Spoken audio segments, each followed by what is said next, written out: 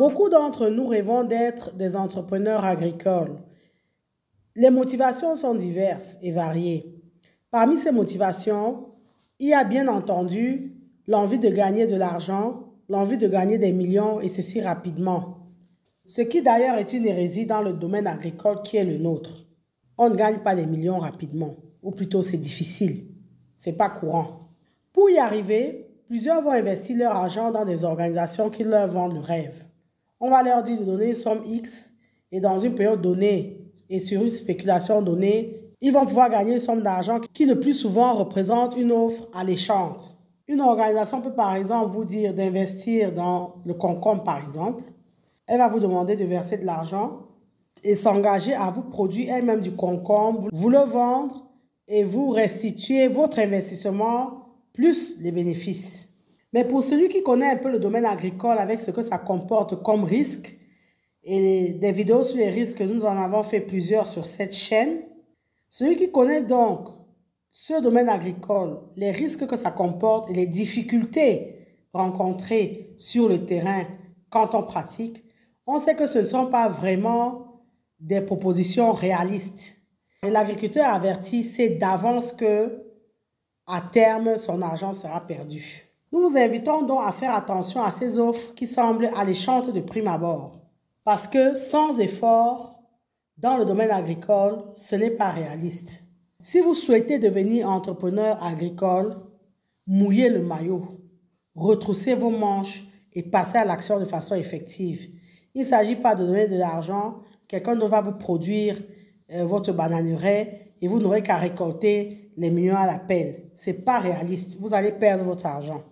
Une chose est certaine, vous ne pouvez pas tout maîtriser en effet, ça c'est clair. Vous ne pouvez pas maîtriser tout le processus de production d'un coup.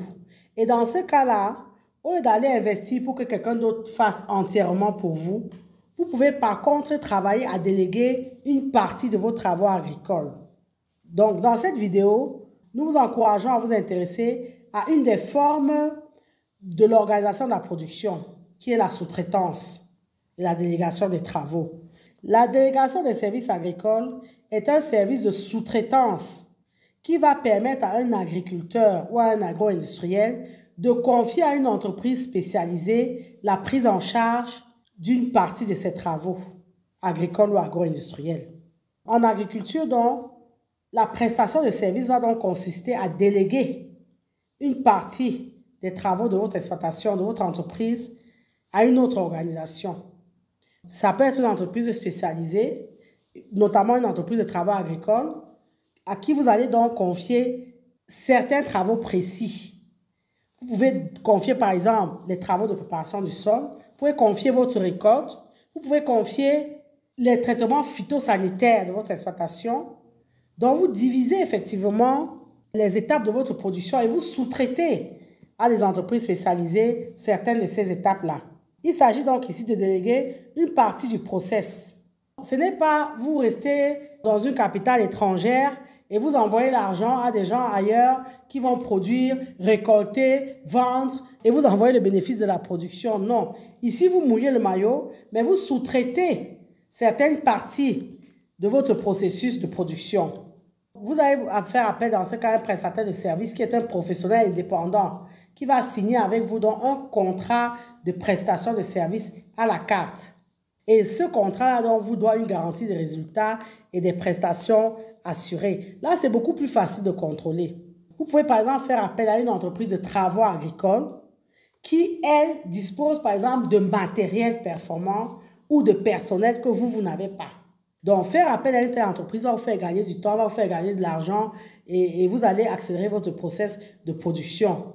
Donc, le fait de recourir à un tel prestataire de service va vous exonérer, par exemple, les démarches pour embaucher le personnel parce que cette entreprise en a, les démarches de surveillance de main-d'œuvre parce que vous avez sous-traité donc la partie, c'est à eux de gérer la main-d'œuvre.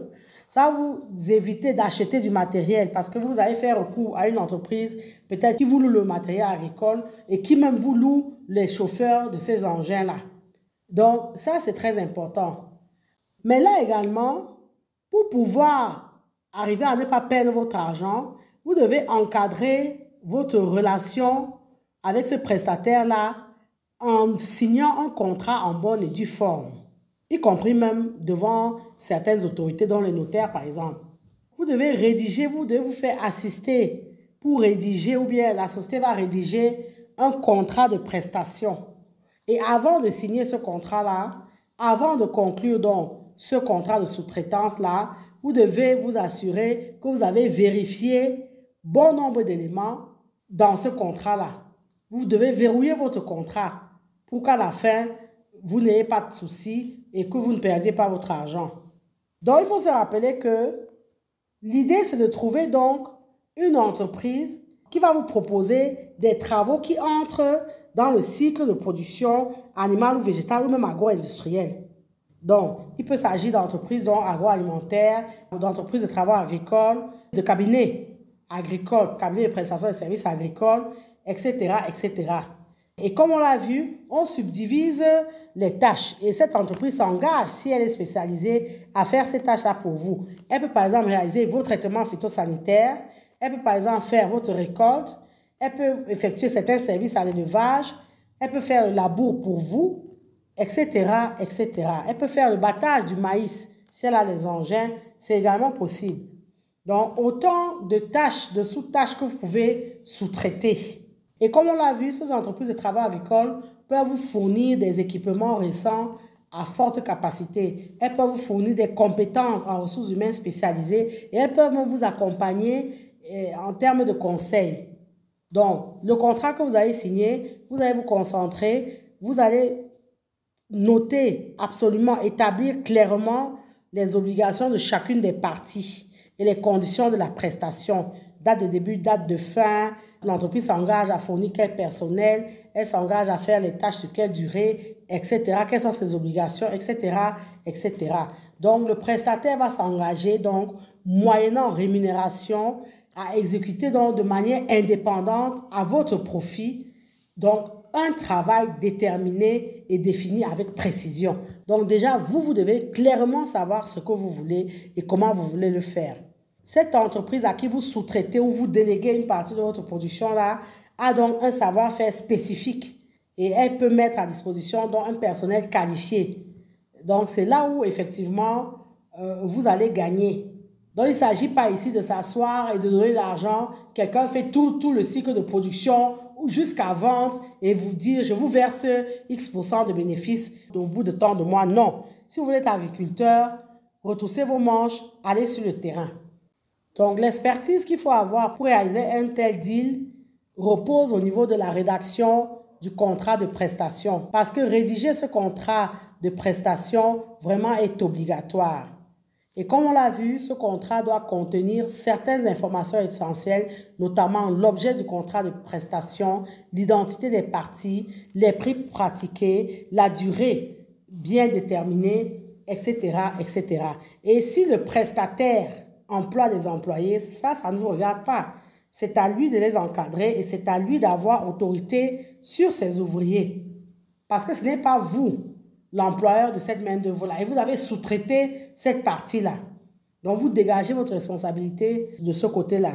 Il faut savoir que le prix de la prestation de service est généralement fixé en fonction de la nature des travaux et non pas en fonction des heures de travail. Donc, vous payez par tâche en fait et non pas par heure passée sur une tâche. Avant de s'engager, on connaît le prix de la prestation qui doit être global. Que ça doit être connu d'avance et le montant de la facturation doit être fixé non pas en fonction du nombre d'heures de travail, mais en fonction des tâches à accomplir. Bien entendu, les agriculteurs ne pouvant disposer de toutes les compétences, vous pouvez faire appel à un cabinet spécialisé pour vous accompagner dans la rédaction de ce type de contrat de prestation. Il ne faut pas hésiter à vous faire accompagner. Les spécialistes en droit également savent rédiger ce type de contrat, notamment les avocats d'affaires. Encore une fois, si vous souhaitez être entrepreneur agricole, il ne s'agit pas de dire je vais mettre l'argent, quelqu'un d'autre va cultiver, récolter, vendre et me dire que je te reverse tant de bénéfices.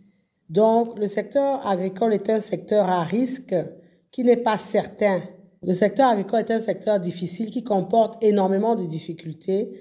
Ce n'est pas un secteur à 100% fiable où quelqu'un peut vous garantir une certaine somme à la fin d'un cycle de production. Rien n'est certain.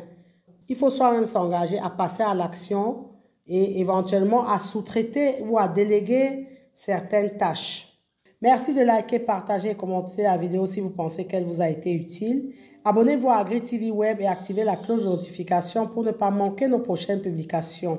Merci particulièrement à ceux d'entre vous qui partagent nos vidéos parce que notre chaîne semble restreinte. Plusieurs d'entre vous ne reçoivent plus les notifications de parution de nos publications, de nos vidéos.